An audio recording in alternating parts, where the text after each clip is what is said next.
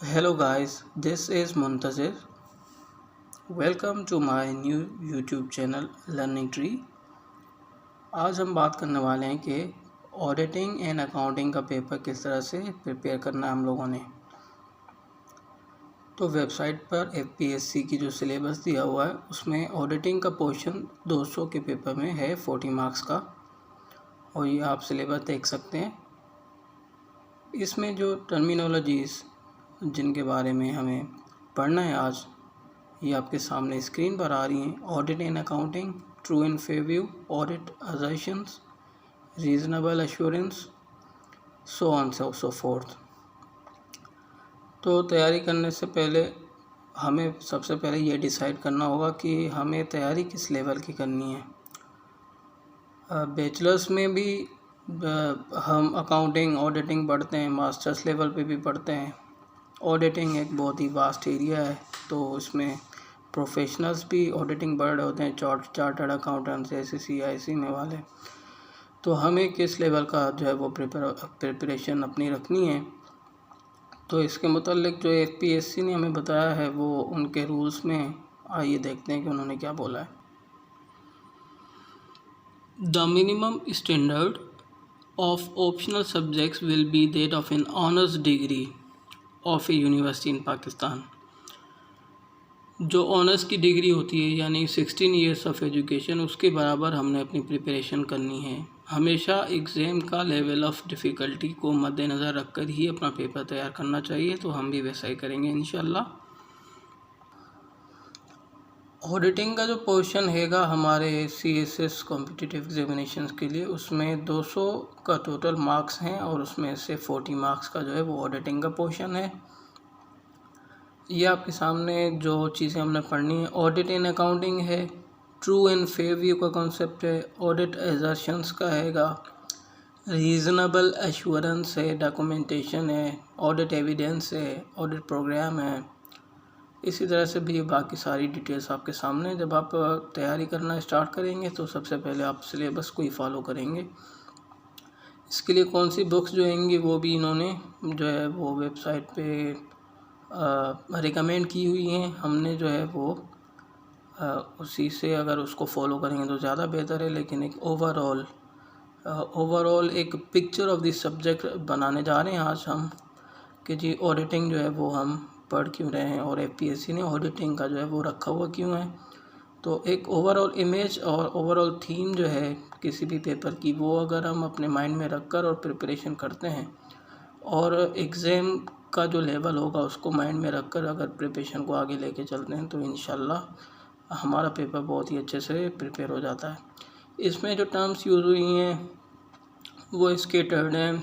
इसमें ऐसा है कि कुछ एक टर्म जो होती है उसको समझने के लिए उससे पहले किसी और टर्म को समझना ज़रूरी होता है।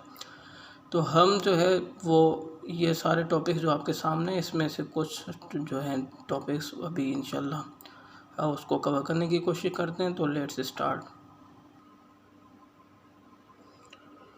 तो दोस्तों, ऑडिट एंड अकाउंटिंग में जो है उसका एक थीम है, वो ये है कि जब हमें कमीशन जो है वो उसने एक पेपर रखा है ऑडिट एंड अकाउंटिंग का, तो इसी तरह उसके पास गवर्नमेंट के पास एक सर्विस है ऑडिटिंग एंड अकाउंटिंग। 12 ग्रुप्स जिसमें एलोकेशन की जाती है कैंडिडेट्स को, उसमें से एक जो है वो ऑडिटिंग एंड अकाउंटिंग का भी एक सर्विस है, जिसमें एज एन ऑडिटर आपको पाकिस्तान के auditing and general revenue of Pakistan AGPR में रखा जाता है। तो आप उस ऑडिटिंग को समझने के लिए जो है आप ऐसा समझ लें कि एक होता है प्रिंसिपल। यहाँ पर ये जो कंपनी है, ये मैंने यहाँ पे लिख के आज जो है वो लेक्चर रिकॉर्ड करना है। कंपनी या गवर्नमेंट जो है, गवर्नमेंट ये जो है कि ये इसको आप स्टेट भी ले सकते हैं, कंपनी, गवर्नमेंट या स्टेट। तो इसके पास पैसा आता है शेयर होल्डर का या पब्लिक का।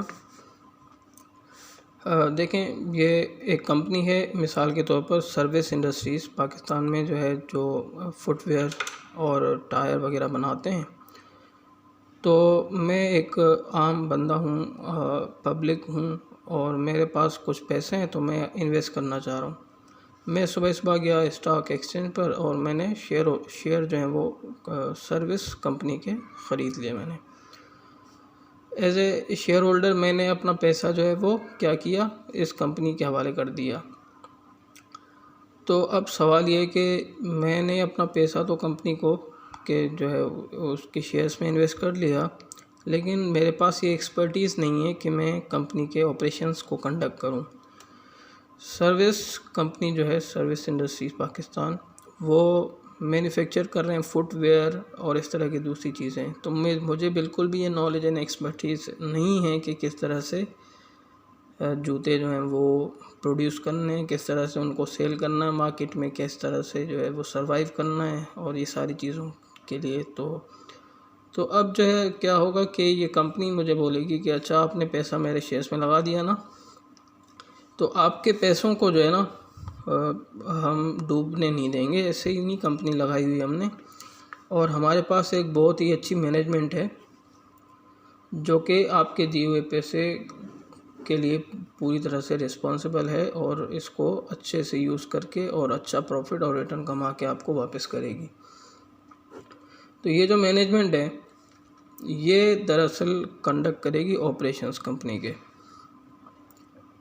अच्छा, शेयर होल्डर ने पैसा दे दिया कंपनी को और मैनेजमेंट जो है वो ऑपरेशंस जो है वो कंडक्ट करेगी, यानी कौन से बिज़नेस में कौन से प्रोजेक्ट में इन्वेस्ट करना है और इसके अलावा जो है वो कौन सी प्रोडक्ट बनानी है, कहाँ से मटेरियल परचेज़ करना है, कितनी लेबर जो है उसको हायर करना है, किसकी सैलरी कितनी होगी। तो इस तरह से जितने भी एक्सपेंसेस हैं वो कौन, उसके डिसीजंस कौन ले रहा है, मैनेजमेंट ले रही है। पैसा किसका है, शेयर होल्डर का। तो अब ये है कि ये जो पैसा है ना, ये कंपनी पूरा जो ऑपरेशंस करके और फाइनल में ये मैनेजमेंट जो है उस पैसे के लिए जवाबदेह है और ये बताएगी एक रिपोर्ट जारी करके, जिसको हम बोलते हैं फाइनेंशियल स्टेटमेंट्स। तो फाइनेंशियल स्टेटमेंट जो हैं उसमें ये मैनेजमेंट बताएगी कि जनाब आपने जो पैसे दिए थे ना शेयर होल्डर्स ने, उसका हमने किया क्या, उसके पैसों से हमने कितने एसेट्स जो है परचेज़ किए हैं और कौन से ऑपरेशंस करके कितना रेवेन्यू जनरेट किया हमने, कितनी कॉस्ट इनकर की हमने और फाइनली प्रॉफिट कितना हैगा जो शेयर होल्डर्स को मिलने वाला है। तो ये सारी चीज़ें जो है ये मैनेजमेंट जो है, जिसमें आपका CEO है, CFO है और दूसरी सारी जो टीम है मैनेजमेंट की, वो रिपोर्ट बना रहे हैं। फाइनेंशियल स्टेटमेंट में क्या क्या आता है, बैलेंस शीट आती है आपकी,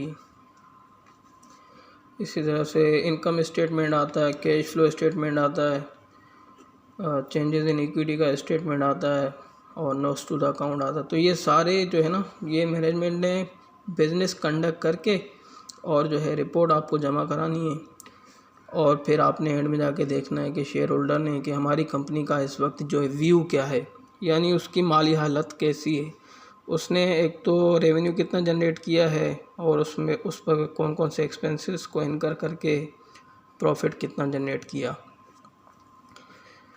तो अब सवाल ये है कि ये रिपोर्ट जो है ये तो फेक भी बना सकते हैं।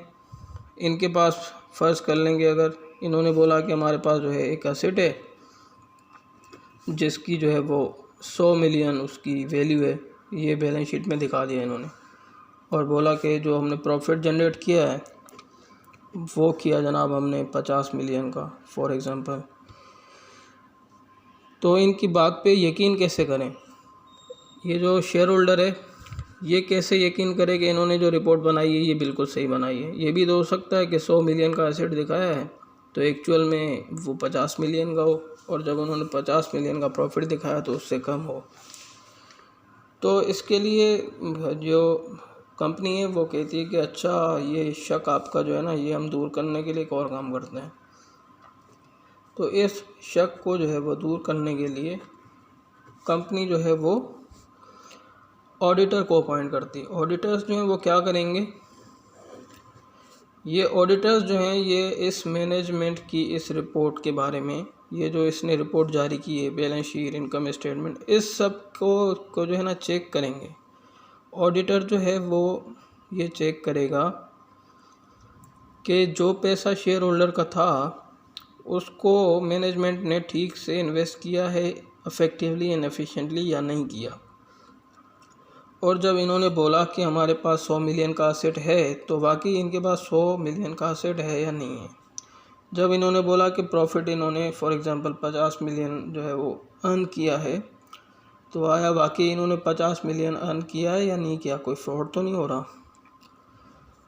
क्योंकि ये पैसा शेयर होल्डर का है और वो शेयर होल्डर ख़ुद जो है वो कंडक्ट नहीं कर रहे हैं बिज़नेस को, तो इसलिए यहाँ पर ये इशू अराइज हुआ था, प्रिंसिपल और एजेंट का इशू। तो इसको सॉल्व करने के लिए ऑडिटर अपॉइंट किया गया है। ये जो ऑडिटर हैं, ये ऑडिटर का काम क्या होगा जनाब, ये ऑडिटर जो हैं ये एक स्टेटमेंट और एक रिपोर्ट देंगे जिसको ऑडिटर की रिपोर्ट कहते हैं। ऑडिटर की रिपोर्ट जो हैगी, इसमें ऑडिटर ये बताएगा कि फाइनेंशियल स्टेटमेंट्स और ये जो रिपोर्ट्स मैनेजमेंट ने बनाई हैं, आया ये सही हैं कि नहीं है। और एक जुमला होता है जो ऑडिटर जारी करता है ये बताने के लिए कि ये सही है कि नहीं है। वो कहता है कि जी फाइनेंशियल स्टेटमेंट्स जो है ना, present true and fair view.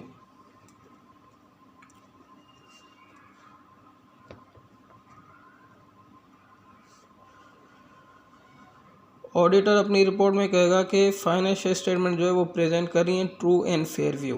क्या मतलब है इसका, यानी जो भी मैनेजमेंट ने रिपोर्ट जारी की है ना, जो भी फाइनेंशियल स्टेटमेंट जारी किए हैं, जो भी बैलेंस शीट बनाई है, उसकी एक एक फिगर जो है उसका इंस्पेक्शन करके अच्छे से, और ये ऑडिटर बताएगा कि इन्होंने ठीक से ऑपरेशंस कंडक्ट किए और इन्होंने वाकई ही जो आपको रिपोर्ट जारी की है ना, वो जनाब बिल्कुल जो है ना वो ट्रस्ट के काबिल है, उस पर आप ट्रस्ट कर सकते हो। यानी इन्होंने ये जो पिक्चर शो की अपनी कंपनी की पेपर के ऊपर रिपोर्ट में, वो वाकई ही इसी तरह से ट्रू एंड फेयर व्यू दे रही है। तो ये काम करने के लिए जो है ऑडिटर को अपॉइंट किया जाएगा। अब जब ऑडिटर आएगा ना, तो ये जो सिलेबस में आप ट्रू एंड फेयर व्यू देख रहे हैं, तो ये वाली चीज़ का कॉन्सेप्ट ये है कि ऑडिटर अपने उस सेंटेंस में बोलता है अपनी रिपोर्ट के अंदर के आपकी रिपोर्ट जो है वो ट्रू एंड फेयर व्यू पेश कर रही है। और ऑडिट एंड ऑडिटिंग क्या हुआ कि जी उन्होंने जो है ना ऑडिटर्स की टीम ने ऑडिट कंडक्ट करके, और ऑडिट कंडक्ट किया जब तो उन्होंने ट्रू एंड फेयर व्यू होने के लिए उन्होंने एश्योरेंस दी। तो अब जो है सवाल ये है कि ऑडिट रिस्क जो है, ऑडिट रिस्क जो है वो अराइज होता है। रिस्क क्या है, ऑडिटर के लिए ये रिस्क अराइज होगा, ऑडिटर बोलेगा कि जब ऑडिटर ने बोल दिया कि ट्रू एंड फेयर व्यू जो है वो आपके फाइनेंशियल स्टेटमेंट प्रेजेंट कर रहे हैं, तो देखने वाला उसको बोलेगा कि अच्छा तुमने ये स्टेटमेंट तो दे दिया कि ये true and fair view present कर रहे हैं, लेकिन इसके बारे में आपके पास सबूत क्या है। तो वो सबूत ऑडिटर बोलेगा कि जो है वो ट्रू एंड फेयर व्यू है। और रिस्क क्या है यहाँ पर कि जो ऑडिटर ने स्टेटमेंट दिया ना, ये ट्रू एंड फेयर व्यू है, ये स्टेटमेंट गलत हो सकता है। यानी कंपनी के पास 100 मिलियन का असेट है, ये वाली बात जो है ना, ऑडिटर कैसे कह सकता है कि ये वाकई उसके पास 100 मिलियन के एसेट्स हैं। तो ये प्रूफ करने के लिए उसके पास कोई एविडेंस होना चाहिए, जिसको हम ऑडिट